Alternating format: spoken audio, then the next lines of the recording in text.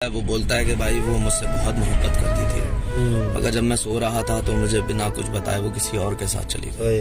क्या कह रहे हैं? तो उस पर अर्ज किया कि कहा था ना कि यूं सोते हुए मत छोड़ कर जाना, कहा था ना कि यूं सोते हुए मत छोड़ कर जाना, मुझे बेशक बता देना जगा देना, तुम्हें रास्ता बदलना है, भाई रास्ता मेरी हद से निकलना है। हद से निकलना। तुम्हें किस बात का डर था कि मैं जाने नहीं देता, हाय तुम्हें मैं रोक लेता।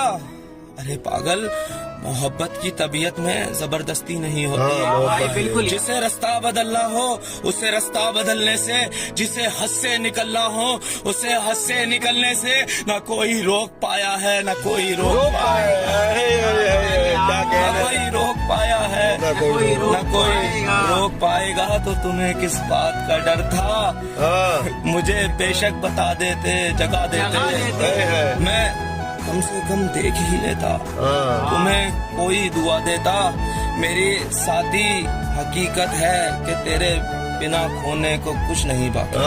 यार बिल्कुल, मेरे साथी हकीकत है तेरे बिना खोने को कुछ भी नहीं बाकी, मगर खोने से डरता हूँ मैं, अब सोने से डरता हूँ। क्या बात है यार, मैं अब सोने से डरता हूँ।